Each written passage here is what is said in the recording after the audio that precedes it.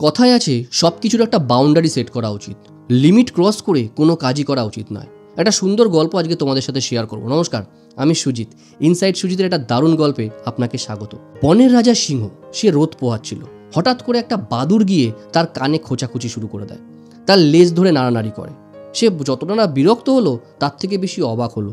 ভাবলো বাদুড় এসে আমাকে জ্বালাচ্ছে। এইটা দূর থেকে দাঁড়িয়ে থাকা একটা শিয়াল দেখে।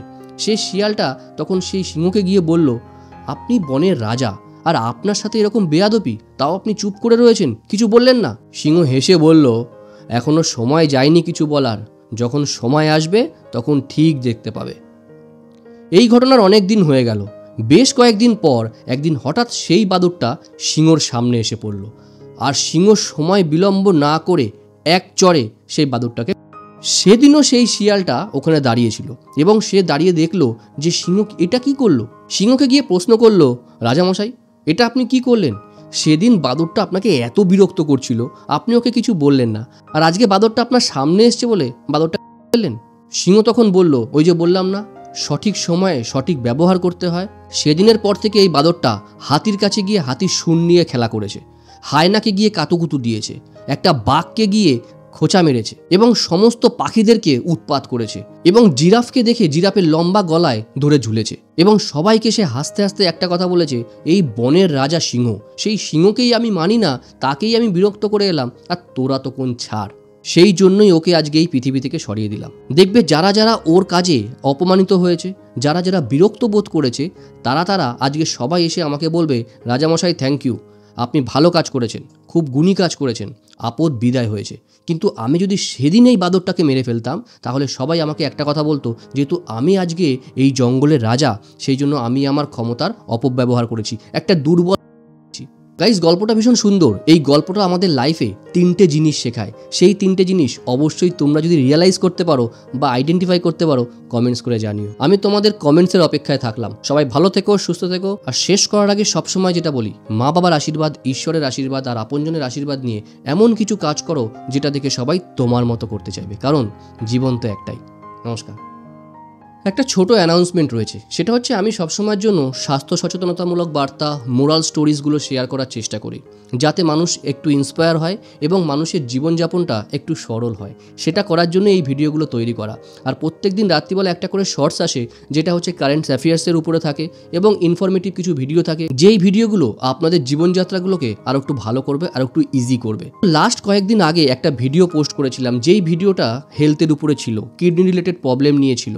আমরা দৈনন্দিন জীবনে যে অভ্যাসগুলো আমরা পালন করি, সেই অভ্যাসগুলোর মধ্যে কি খারাপ জিনিস আছে যেগুলোকে ইমপ্রুভ করে আমরা আমাদের হেলথটাকে বেটার করতে পারি। সেই ভিডিওটা দেখে অনেকে কমেন্টস করেছেন এবং অনেকে ফেসবুক এবং ইনস্টাগ্রামেও মেসেজ করেছেন যে এইরকম ধরনের ভিডিও আরও বানানোর জন্য।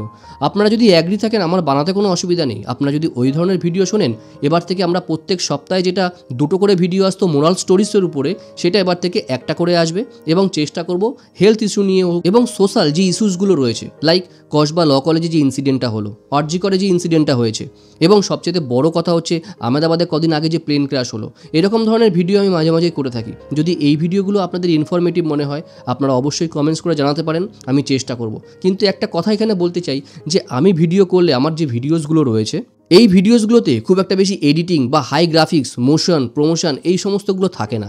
সুতরাং অবশ্যই একটু চেষ্টা করবেন ভিডিওগুলো কন্টিনিউ দেখা, স্কিপ না করে দেখা, যাতে আপনি ইনফরমেশনগুলোর মেন ডেপথে ঢুকতে পারেন। যদি মনে হয় যে এই ভিডিওগুলো অবশ্যই করা উচিত সমাজকে সঠিক বার্তা প্রেরণ করার জন্য, অবশ্যই কমেন্টস করে জানাবেন এবং আমি চেষ্টা করব সেই রকম ধরনের ভিডিওগুলোকে তৈরি করার। অনেকেই আমাকে কমেন্টস করেছেন যে আপনার ফেসবুক প্রোফাইল এবং ইনস্টাগ্রামের অ্যাকাউন্টটা শেয়ার করার জন্য।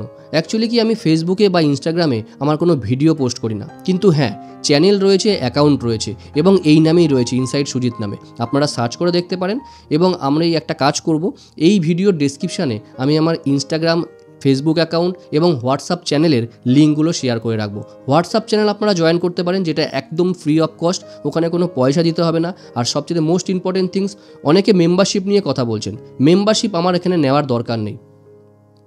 কারণ আমি আমার কোনো মেম্বারদের জন্য এক্সট্রা কোনো বেনিফিট এখানে প্রোভাইড করি না। সুতরাং মেম্বারশিপ নিয়ে টাকা নষ্ট করার কোনো প্রয়োজনীয়তা নেই। তবে এখানে একটা কথা বলে রাখি, অনেকে যোগাযোগ করতে চাইছেন, যদি যোগাযোগই করতে হয় তাহলে একটা কাজ করতে পারেন, তার জন্য কোনো ফিস দিতে হবে না।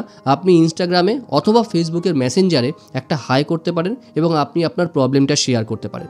যদি প্রবলেমটা ভ্যালিডেট মনে হয় এবং প্রবলেমটা নিয়ে যদি মনে হয় যে না কথা বলার মতো অবশ্যই দরকার আছে, তাহলে ডেফিনেটলি রিপ্লাই করব এবং আপনার প্রবলেম নিয়ে চেষ্টা করব ইন ফিউচার কোনো ভালো ভিডিও তৈরি করতে, যাতে আপনার প্রবলেমটা অবশ্যই সবার জেনে সবার সেরকম ধরনের প্রবলেম থেকে সে সলিউশন বার করতে পারে। সবাই ভালো থাকুন, সুস্থ থাকুন, এটাই বলার ছিল।